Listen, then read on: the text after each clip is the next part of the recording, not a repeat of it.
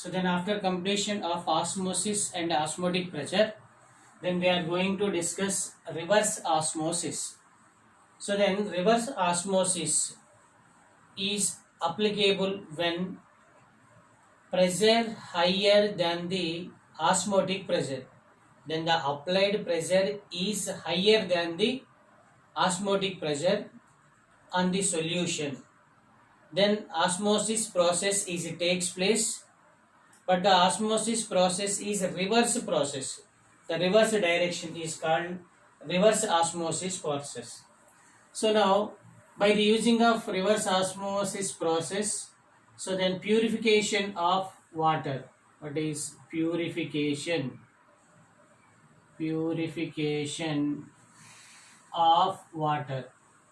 So by the phenomenon, what is reverse osmosis is present in purification of water. For example, let us consider a vessel. Okay, for example, let us consider a vessel. So then this vessel is separated with, what is it? Is separated with SPM. So it is the M, semi-permeable membrane. So now, seawater. What is seawater? So the seawater is taken in one side of the vessel or device. It is the seawater. So then another side of the device or vessel, if you take fresh water, what is it? Is the fresh water. What is fresh water? So fresh water means it is a solvent. It is a solvent. Seawater is a solution. So simply it is the solvent. What is a solvent? It is the solution. What is it? Is solvent and it is a solution. Okay. So now it is the another arrangement.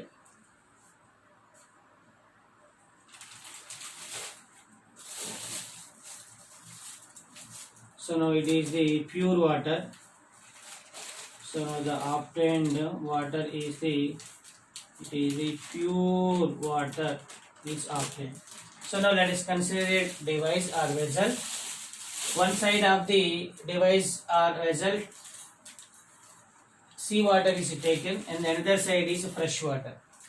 So then now generally fresh water means it is act as a solvent. So then these two, solution and solvent, is separated by SPM, semi-permeable membrane. So generally semi-permeable membrane which allows, which allows solvent. Which allows solvent. Generally it is the osmosis process. So fresh water reaches to seawater. It is the osmosis process. Now to prevent this osmosis process, to apply some external pressure. To apply the external pressure. So now it is the osmotic pressure. The pressure is known as osmotic pressure. So now this osmotic pressure, to prevent the flow of fresh water into seawater, the required pressure is known as osmotic pressure. So now osmosis process will be stopped. Now to apply the pressure, greater than pi value. What is greater than pi value?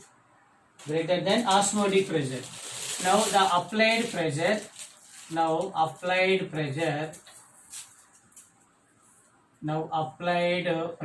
is greater than osmotic pressure. Now applied pressure is greater than osmotic pressure. So due to more pressure than osmotic pressure, then water flow from seawater to fresh water. Seawater to fresh water. It is the osmosis process. It is the reverse osmosis process.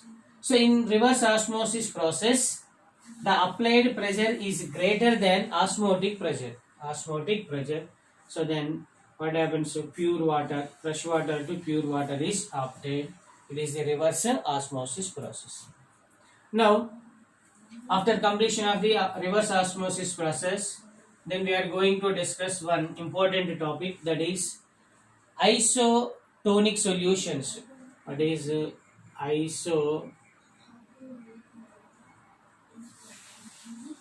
isotonic or isoosmosis? Isotonic or isoosmosis. Isotonic solutions or isoosmosis. So what is isotonic solutions? It means if two solutions, for example, let us consider a vessel. Okay. So then one solution is taken in this vessel. It is the solution 1. What is it? It is the solution 1. Now let us consider second vessel. It is the solution 2. What is a solution 2? Now these two solutions are separated by what is a semi-permeable membrane.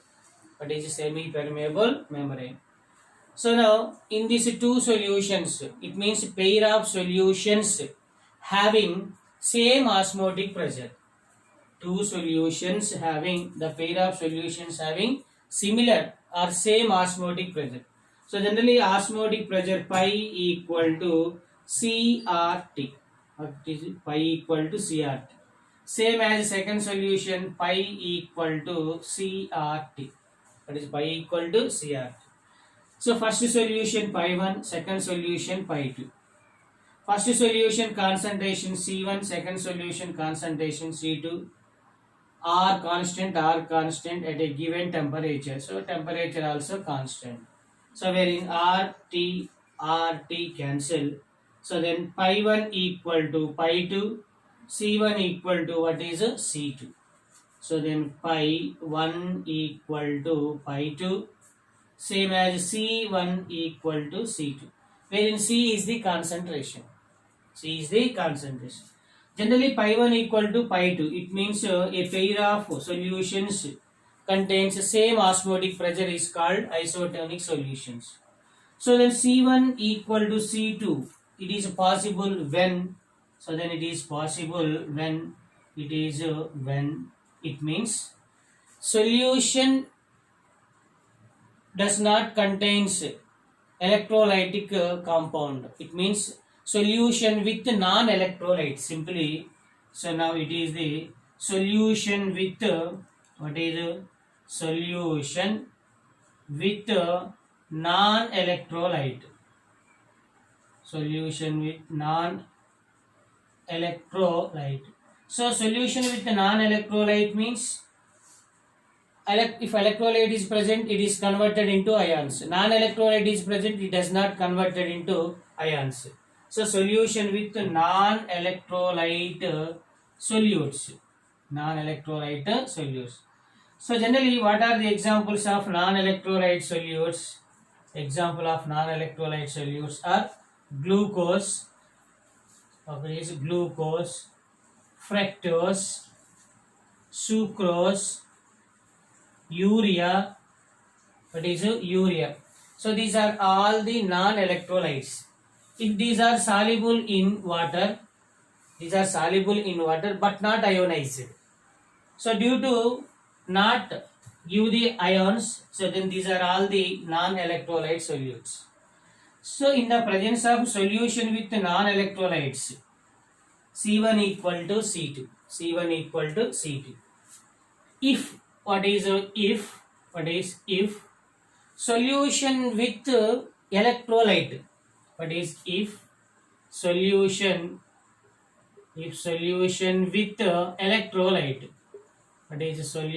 with electrolyte, so then solution with electrolyte means, for example, NaCl, KCl, like that. What is MgCl2?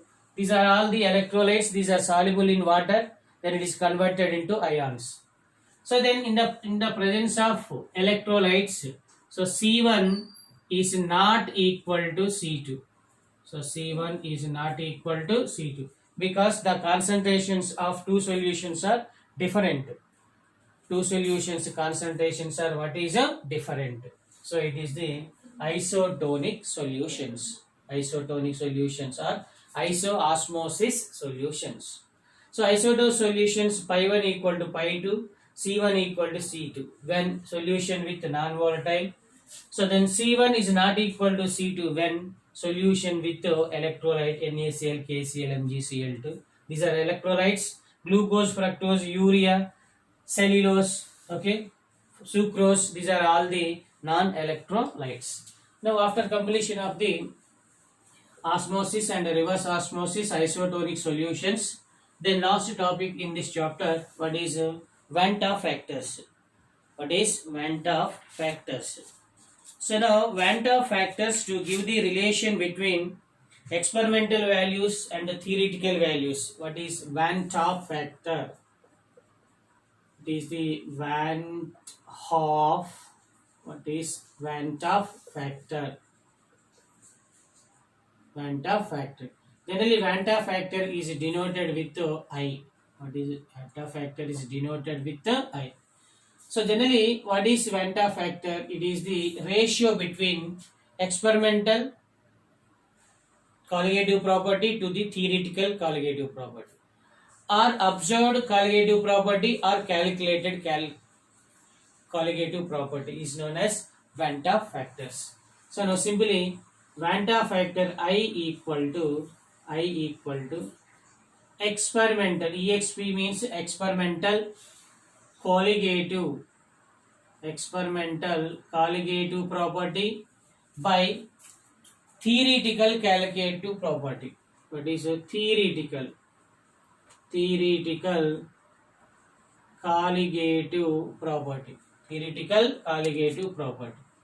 or observed colligative property, observed value. It is the observed colligative property. It is calculated colligative property. So then equal to gram molecular weight of theoretical value by gram molecular weight of experimental value is called Van 't Hoff factor.